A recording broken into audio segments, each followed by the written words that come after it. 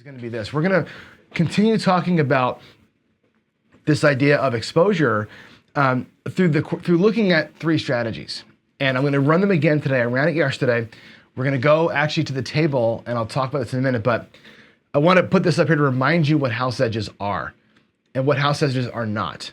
House edge is, recall from a month or so ago when we talked about this, the house edge is nothing more than the commission, for lack of a better word, the casino takes on every bet. Okay? When you win a bet, you don't get paid true odds unless you're taking actual odds on a pass line come bet or on laying odds on a don't come or don't pass bet. Everything else, they don't pay you right. They pay you a little bit less than you should get paid. That's the house edge. Some bets have an inherently low house edge. Pass line, lowest house edge on the table as a straight bet, even without odds. Just the pass line going to a 6 is a lower house edge than placing the 6. It just is. It's because it enjoys a little bit of an advantage while it's on the pass line or in the come for that one roll. That bumps that house edge down. When you maximize the odds, you're getting down below 0.5%, depending on the amount of odds you play. So that's the lowest house edge on the table. The lowest money lost, least amount of money lost per bet won on the table is that. It does not mean that those bets win more often. There's a misconception there. It's not communicated well enough, but it's the truth. Those bets pay you the best. They don't pay as often as other bets do. A pass line bet that goes to the 4 does not pay as often as a bet that goes to, as a 6, right? Just the fact of the way the dice roll. Know that, but know that edge is an important part of this. Knowing how much you get paid or how little you lose per bet is a deciding factor in a lot of cases. Greg, I know, talks about this all the time, about making lowest house edge bets you can make. It's where I have a strategy I'm working out called the delayed 6, 7, 8, which is the 3 lowest house edges you can get. So there's that.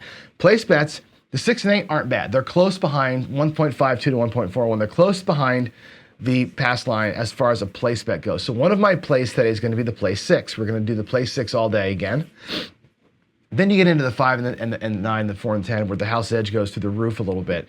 6%, 4%. You can lower the 4 and 10 by buying them, obviously down to where they're compatible or competitive, I guess, with other bets. But the place bets typically have the worst house edge. But again, when you've got them all covered, you're taking the guesswork out of it. That's a comment that was made by JR yesterday in my comments. The advantage of an across bet is that you've got nothing to think about. You're going across, you're taking your hits, you're getting out, you know you're going to get paid if you avoid the 7. Whereas the pass line better or the other guy that I do today that bets on one number doesn't know they're going to get paid. They're hoping they get paid versus the across guy knows they're getting paid on most non-7 rolls. So we're going to run 3 strategies today. I'm going to go out there and get it set up. We're going to go to the zoom view of the table again. We should be seeing, I hope, my landing zone camera is in place. I'm going to move out the bets, or the bank rolls rather, to where they go. All right, so let's explain the bets we're going to run today. So player in the front of the rack is going to do a $10 pass line bet. We're at a $10 table today, by the way. $10 pass line bet with max odds, period. That's all he's going to run, one bet. And the lowest house edge we can get all day long is going to be the pass line bet of $10 with, depending on the number, full odds. That's going to be what he's going to run all day long.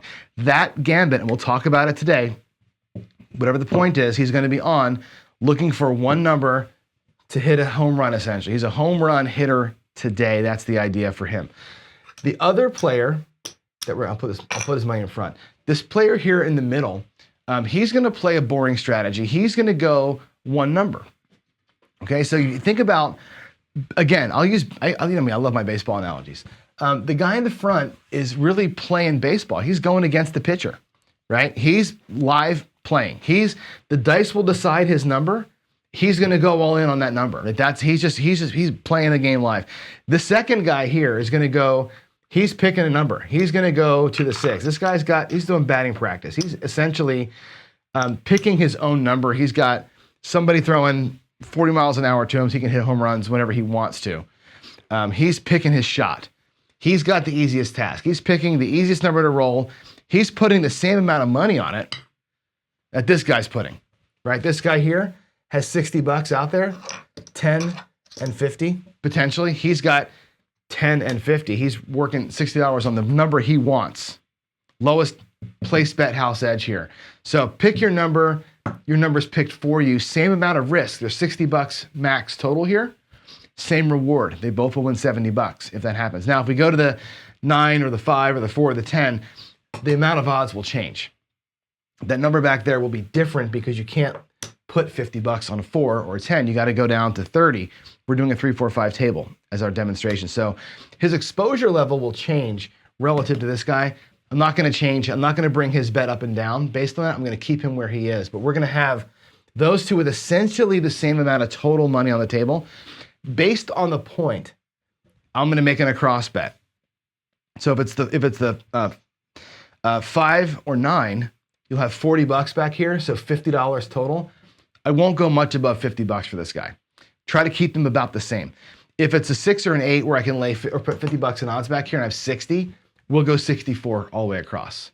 Okay. If it's the 4 or 10 where I can only do 10 and 30, then I'll do 44 inside. This guy is going to try and have the exact same or close to it at risk as that guy does. We're just going to track and see, again, not so much this versus that. It's a rhythm thing. I want you to see the rhythm of this and just get a look at what playing pure house edge, pure-ish house edge, and all in, what the differences feel like at a table.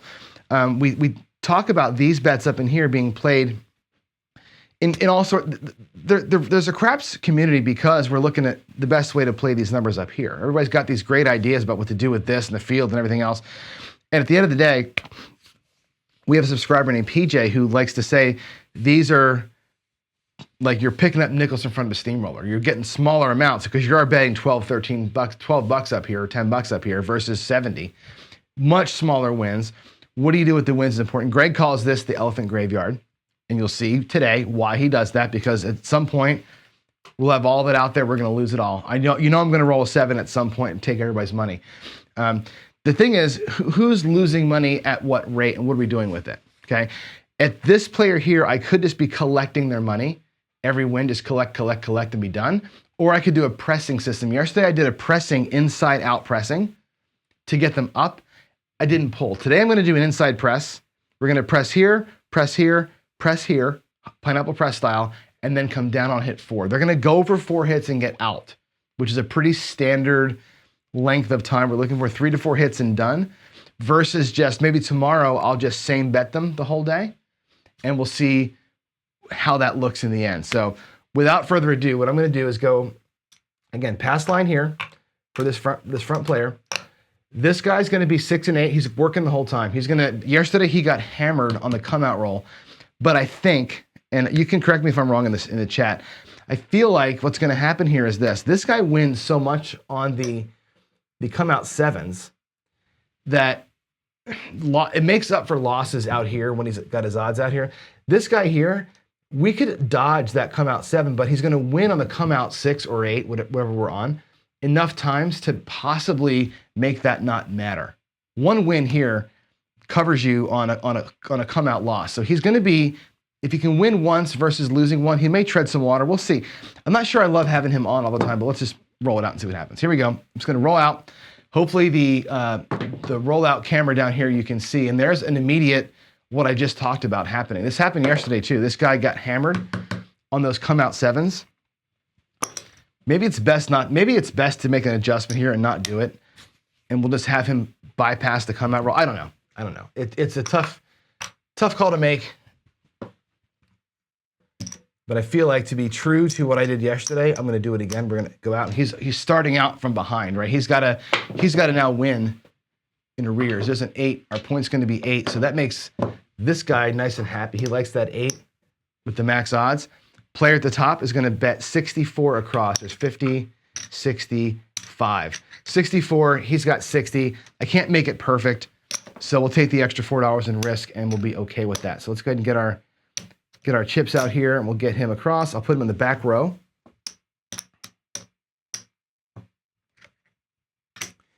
He's going to go 64 with a buck change.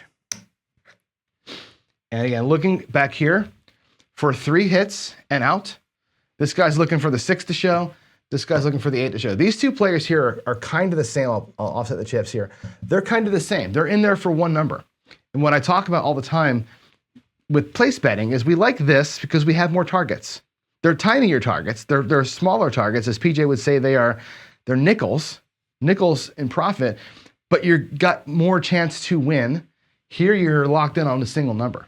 We all have the same risk. We're all going to lose the same $60 if we happen to roll a 7, right? We're all at the same exposure level, but this guy here has got a chance to do this, right? We just rolled a 6, 4, 10. He's going to get paid on that 10, $18, right? So he can now take that money and bump something else up, which is what he's going to do. He's going to take these, and we're going to bump up his 6 and his 8 by at least 1 unit each. He's got one more unit. We'll give that other unit to the point. He's got a $24 8 now and an $18 6 on hit number 1. He's bumping up, collecting nothing, but he's building up his potential as we go. And there's a yo 11, 6-5 yo. So nobody benefits on that one at all. There's another yo. So everybody's sweating, right? Everybody's sweating because the 7 comes, 1 out of 6 times. We've already seen the 8 roll. We've seen the 10 roll. We've seen 2 11s roll. We haven't seen a 7 or anything else yet. So it's looming, right? And there's a 1, 2, 3, ace deuce. 3 horn numbers in a row. No help for anybody. There's a 1, 3, 4. Now, here's the other thing that we'll talk. There's a 1, 3, 4. The person who's betting the place numbers, and again, that's an $18 win. So let's get some more juice in here. There's 18. And what we'll do with the $18 for him, by the way, we're going to press up the 5 and the 9 by 1 each. I have $8 left. I'm going to get the 5 an extra $5. We're going to try and maximize our stuff. When you see those 3 horn numbers and you start getting spooked, these 2 players have the option to do something that player does not, which is this. They can say, I'm out for a minute. I'm going to go off, right? There's a nice option that you've got here to turn your shit off if you're worried about it, where the place better or the pass line better can take these away for a second if he's nervous. Can't take that away. You're going to always have some guaranteed exposure. So there's that. All right, that's 2 hits for the top player. 1 more hit to get the 5 or the 4 and 10 maybe bought, and then we're out of here. There's a 6, 2, 8. Everybody's a winner. Everybody's a winner except for this guy. This poor slob over here is picking the wrong numbers every day. So this guy in the front, he's going to win 50, 60 in the back, and 10 flat. So just like yesterday, we're off to a great start down here. This player, we'll put his potential odds back in the front. I'm going to put him profit-wise over there on the right-hand side. So he's got his initial bankroll here in front, 400 and, well, there's the 50. He's back. This guy back here, at $24 8. Where's my nickels? I'm almost out of nickels already. That'll pay. I'll pay him in quarters. I'll pay $28. He's doing fantastic. $28. What we'll do with that $28 though, we're gonna make the 10 look like 25 and the 4 look like 20 and take the 3 back to our rack. So he's got a little bit of potential profit here. His next hit, by the way, he's done. He's hit, and he's hit. He's 1 roll away from being out. This guy here, nothing. Right, he's picking the 6. He has not hit the 6. Coming out for a new point here. And there's a 6-5 yo. So again, house edge on the pass line is the house edge. Why is this a better bet than just placing the number? House edge wise, we've gotten paid here on the 7 and the 11 twice. We've gotten paid out here with nothing else in action. That's why. When let's say this bet, we travel to the 9, it's a free bet. We got paid. We got $10 in a rack. Whatever this becomes, doesn't matter what the point is now. Whatever this point becomes, this bet, this flat portion of the bet is free. It's a free bet on whatever comes out now. That's a cool way to look at that. And I've said that to you on the don't pass too. When the craps numbers come on the don't pass, that becomes a free bet on the 7. Same thing here. This is a paid for free bet on whatever comes up. And when the odds come out behind it, those odds are being paid at no house edge. It's a 0 house edge bet for this player when this happens. So this is a really good situation I think you should see. So let's go ahead and, my puck should be off, by the way. And again, there's the aces, or ace deuce rather. It's a 1, 2, 3. So we do lose here which makes that bet no longer free. Now he's back in the game for what he was before, which is a bummer. And right back to it again. We're having a horny kind of throwing day today, aren't I? I've had 4 11s, 2 ace deuces. It's crazy. Let's get some actual numbers. There's a 5 and a 4. That's going to be a 9. 5, 4, 9. I'll leave that down there in the viewing area. Hopefully you can see the viewing area down there. So we're on the 9. That's going to be our point. He's going to go out there with what he can, which is 40 bucks. That's the max odds he can lay. We're already out here for 64 from before. I'm not going to reduce this down. His initial $64 exposure was based on matching his first bet. He's still on the plan of one more hit and down, right? He's taken 3 hits. And again, we're on shooter number 2. This guy's had a ton of activity down here. Shooter number 2, this guy still collected 0 here across. The guy with the advantage play with all the money out there that's got every number covered, it's taken him 2 full shooters to potentially collect. This is his collect. He takes 1, 2, 3, and here's the money shot for that guy. Can we avoid the 7? We don't avoid the 7. It's a 5 and a 2. So all that work that he put in was for nothing. He needed that 4th hit to get collected, and he got squat.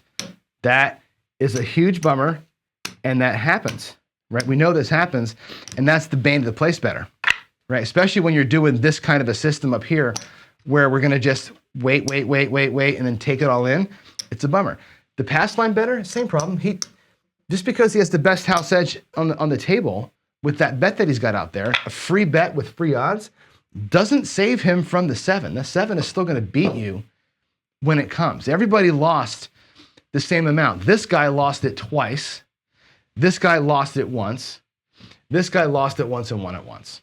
Okay, so just, again, follow the table rhythm. We'll see how this works out. But we're still working out here essentially from profit. So he's still in very good shape.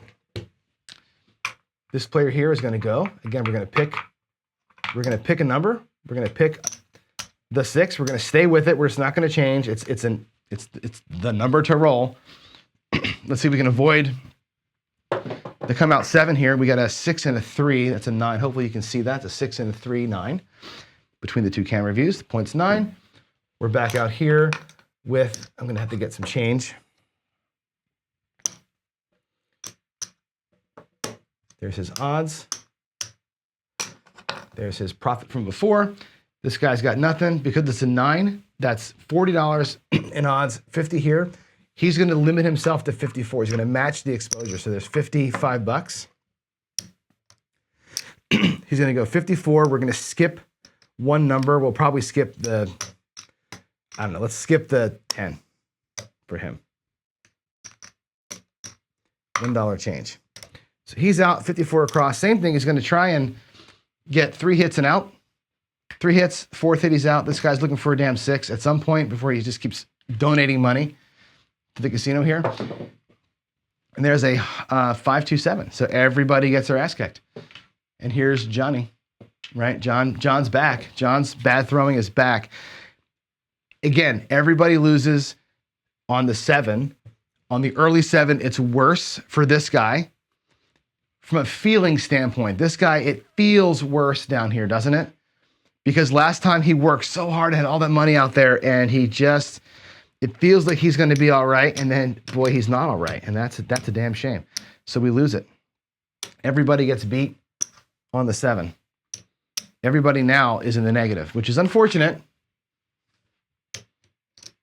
but c'est la vie, right? Let's do it again. Let's come on back out here one more time. I'm still working from the profit stack over there.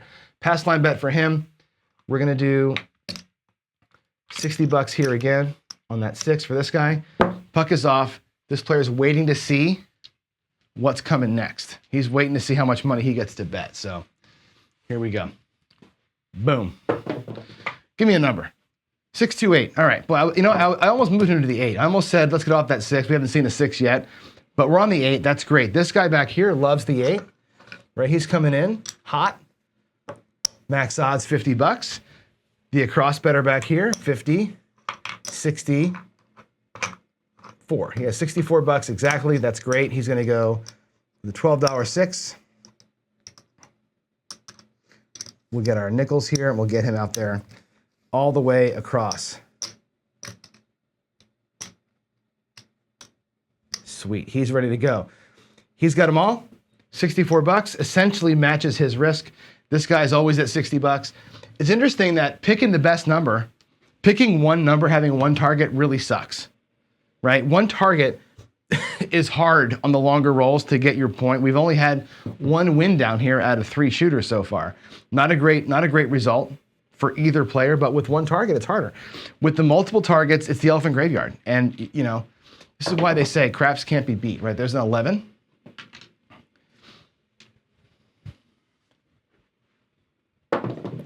There is aces. That's 2 horns in a row. See a horn, bet a horn. Aces. There's a hard 4. Hard 4. So only one player gets some action here. This guy on the end with the 4. He's going to get paid 18 bucks on that 4. And like last time, he's going to go and press up the point by 2 to 24. He's going to take the other 6 bucks and press up the inside 6. And again, he's on one hit out of potentially 3 or 4. Let's see what happens. Elephant Graveyard doing its thing, right? 6, 2, 8. All right. He gets paid back here. Again, he'll get paid 28 bucks. So we'll do 25 in reds this time. And 3 whites for the guy in the back. We could actually give him 30 for 2 is what I'll give him 30 for 2. It's actually a better math for me. We'll take 2 out of his rack, put 2 up, and give him 30 for 2. And he can pump up the 5 and the 9 both by 15 bucks on that win. Make them both look like a quarter. He's pressed up pretty good where he wants to almost be.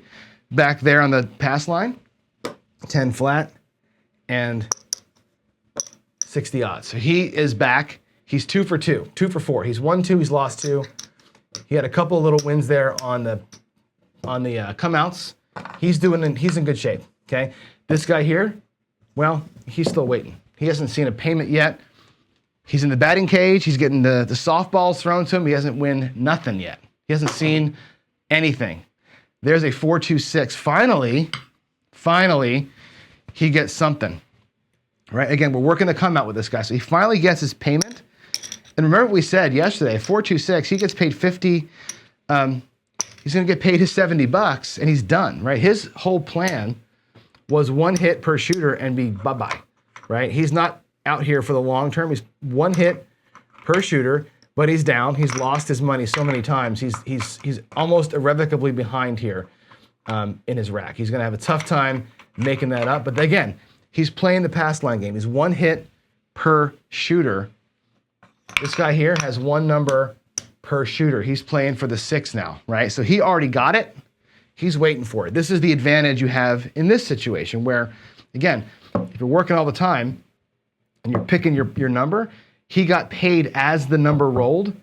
This guy here just got to the number and has to wait for it to roll a second time. This is the bane of this guy, right? He has now got to face the 7 where this player doesn't have to face the 7 right now, okay? Here we go. I'm glad to see him get paid at least once. I was feeling bad for him. And there's the point repeater. So it works, right? This guy gets his second hit, which is what he was hoping for, right? That's the whole point. This guy here, fear of missing out, that was his strategy. His strategy was to avoid it, right? So he did what he wanted to do. This guy's coming back to his rack, looking pretty good again. Solid run. Here we're hitting our points today, which is great. This guy here with an $18 6 is getting paid 21. We've already pressed the 5 and 9, 6 and 8. We're gonna venture out to the 4 and 10, get them bought for 20 bucks. And he's back in his rack. Puck is gonna be off. Our middle player is coming back out. Now he's seen 2 6s, he's gonna move to the 8. Okay? He's gonna play it that way. He's gonna move 1 slot over and see what happens here. What do we have on the come out? We have is that a 4? Can't see it from where I am. That's a hard 4. 2-2, hard 4. Now, what I got to do here to keep this right, of course, the player in the back can only go to 30 bucks. Okay? His potential win is still the same, though, right? From the house edge standpoint, he's going to win 10 and 60. He's still going to win 70 bucks no matter what.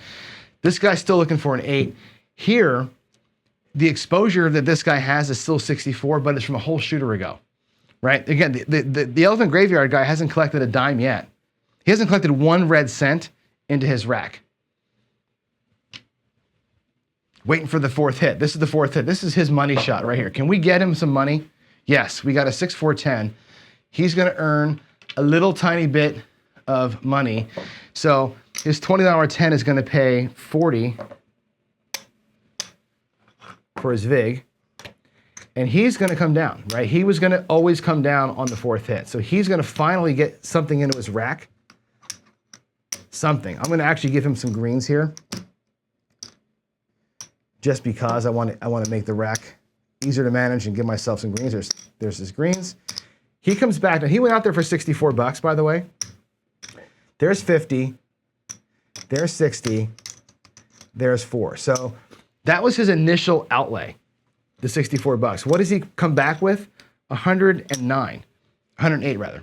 That's a pretty good little return there, right? That inside press can return you well. 109. He's making 70 bucks every single time. He makes 109, a little bit more, but it took him 3 shooters to get one-time payment, right? So there's a risk reward that goes along with this. But let's look at his rack. Let's get him back to right. There's his starting bankroll. I'll put the nickels in there. Has he recovered? I'm going to get a nickel for those 5 whites. There is, he's not recovered yet. Look at that. He's $1 short. He's actually got $1 light of being back to where he started with. Isn't that interesting? He's $1 short of that. But he's done. He's gotten his money and he's down. He'll come out for the next shooter. That was his whole goal. 4 hits and down, wait for the next shooter. So now we have playing for the 4, playing for the 8. They're live, okay? And that was the one thing I didn't do yesterday, was pull this guy down when they got their win. Yesterday, this guy showed that same win, took the 18 bucks back to his rack, and then we lost on the 7. The right play here, get your inside hits and get the hell out. That was what we decided to do with him. So we're going to have some fear of missing out here for him, but that's going to have to be okay. We're going to have to suffer with that to get that nice win. That's actually a pretty good win, right? Winning 104 off of 64. That's a pretty, I don't know what the percentage is, top of my head, but that's a pretty high percentage. That's approaching 50% or more than 50%. That's actually like 60% win on one shot. That's pretty good. There's your 6. Looking for a 4 or a 7 here. A 4 or a 7. There's a yo 11 yo. There's another yo 11. I swear I am making the dice roll.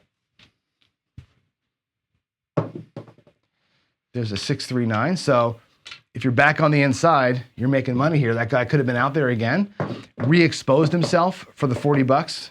Right, we could have done that, but we said, again, sticking to strategy. You're taking your insides and you're going home. There's another 9. And there's the 4. That's the point made 4. Off. He's going to get paid again, 50, 60 in the back and 10 in the front. Again, grinding out that 70 bucks every single time. I say grinding, but he's hitting home runs. Every time he hits down here, it's a home run. And again, he's hitting numbers today, hitting the point of 4. Not easy to do, right? We happen to be rolling in good rhythm again for this guy. He's doing great. He's actually, if I put his money back over here, the 50 bucks that he needed to have been here, that's his starting bankroll, that's his profit. He's in profit, he's behind. This guy here is essentially at square on those same hits. We'll do one more shooter, and then we'll call it.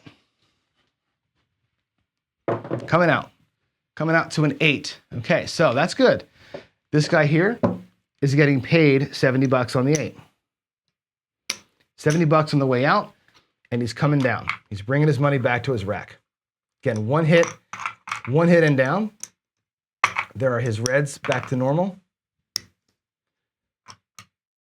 And there are his greens back to normal. He's actually 50 bucks down. He took all those whacks earlier, and he's only down 50 bucks, 45 actually. Not an awful showing, given the number of 7s and the lack of 6s and 8s. Normally you roll 6s and 8s. I'm not rolling them as much today as you would think for him. But our point's going to be 8, which is great for this guy. Again, he's stuck at max odds. And again, what you would probably do, if it was me anyway, I'd have been at 15 bucks. I'd have been at 20 bucks down here on those hits, and my odds would be up at 100 and 150. not sitting here swimming around at $50 in that situation. But we're on a point of 8, which means this guy here can do again 50, 64. Again, matching the risk at $64. We'll do it one more time. Can we get 3 hits and come down and work the hardest system in town? It's pretty tough to do. Okay, we get some all. There we are. He's across. He's back in his rack, playing for the 8. Let's get it done. I'll wait until all these bets get resolved before we stop it here. There's a 6-5 yo.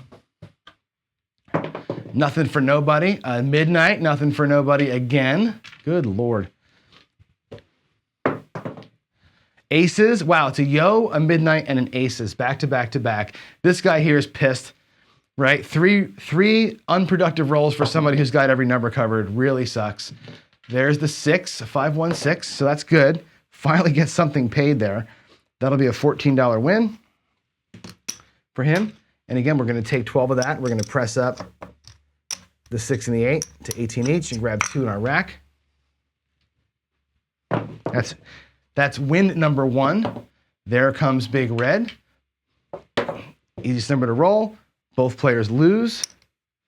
But at the end of the day, the pass line player won enough points to be the big winner for day 2. So 2 days in a row, the pass line player with max odds outscores both players. This guy here broke essentially even. A little bit is a handful of nickels down. This guy here is actually in the exact same spot that player's in. Okay, this player up here is down $45. This player here is down $56. They're both down about 1 shooter essentially. And again, the 7 whacked them. They had no coverage here earlier, and again, the rhythm was just wrong for them. So it just happens to be that how it worked out today. So there it is. Pass line with odds for 2 days in a row has ruled the roost. Okay, they're all fighting the 7. They're all fighting with the same amount of money. They're all fighting it at different times. They're all looking at different targets. The guy who's picking his target is not doing so hot. If he picked both of those, we would have had a better day. I could have put 30 and 30 instead of 60 on 1 and been better off in here had I done that, right? But again, the point of the demonstration is this guy's got 1 target, this guy's got 1 target.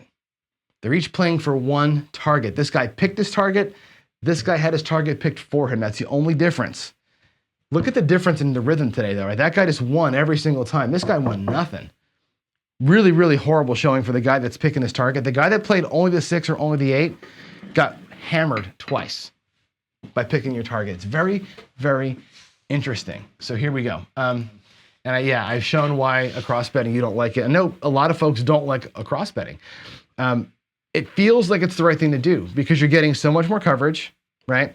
If you're going to wait for 4 hits and come down like I was doing today and yesterday too, if you're waiting for 4 hits to come down, then you're waiting for 4 hits to come down. And look how hard it is to get 4 hits, right? We did, I don't know, what I did, 5 shooters? I didn't even keep track. 5 shooters today? 5 shooters, we got 4 hits 1 time out of 5 shooters.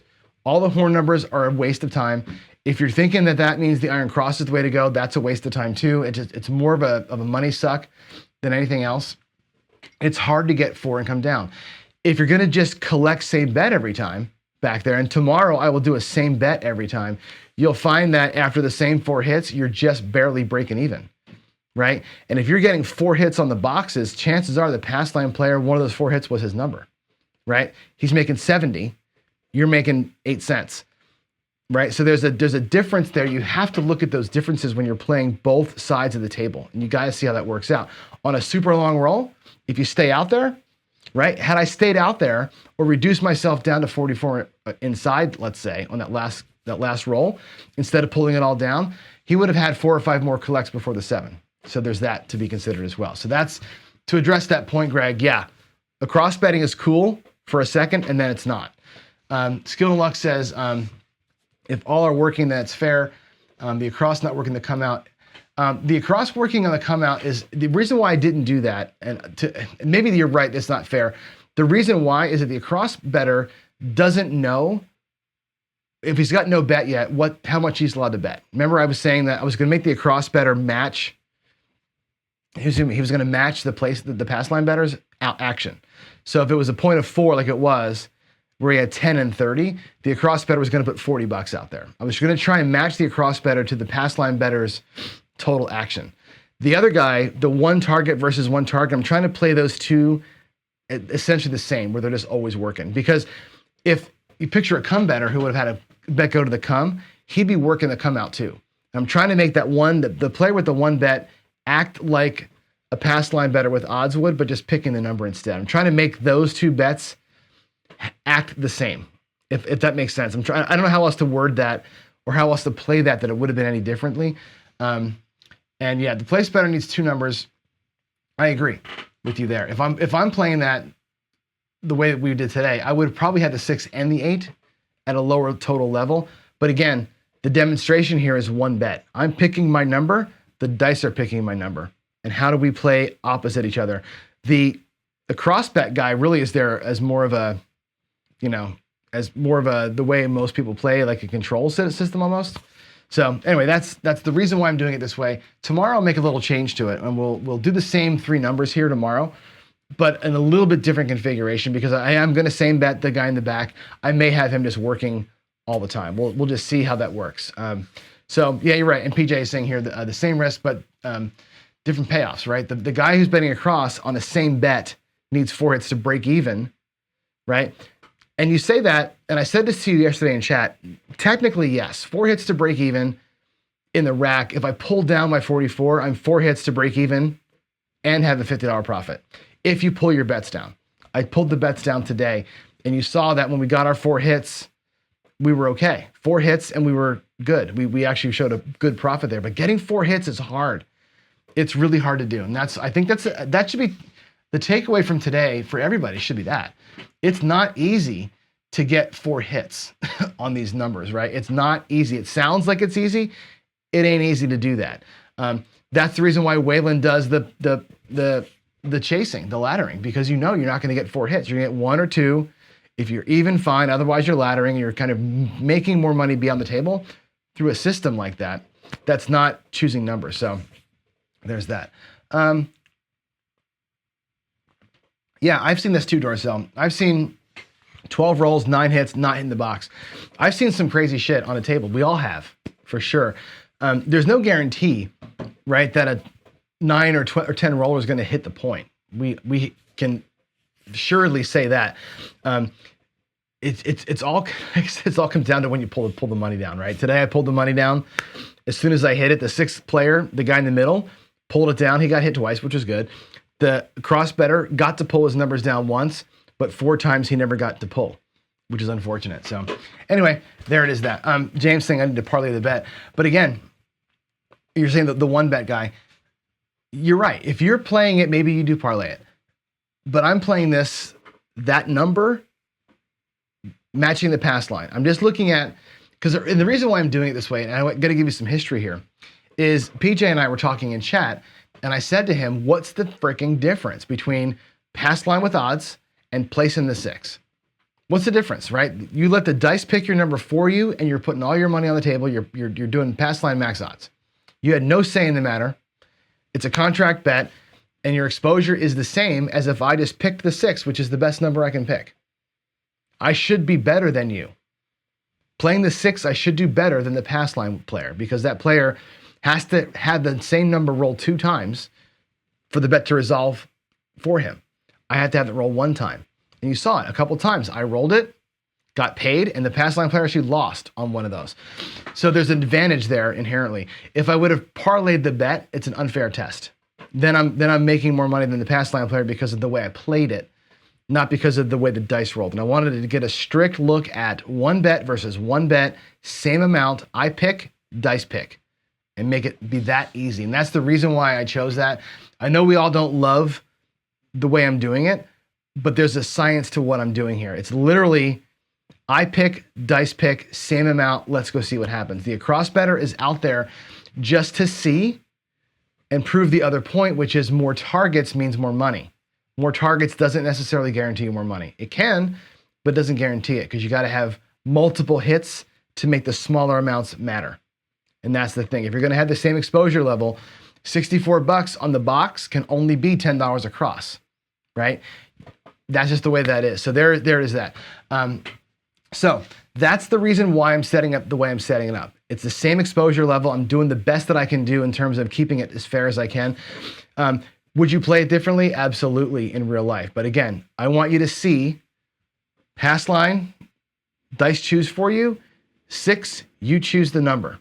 Same amount, let's see what happens. And you saw it twice, 2 days in a row, the person who picked the number got their ass kicked twice in a row.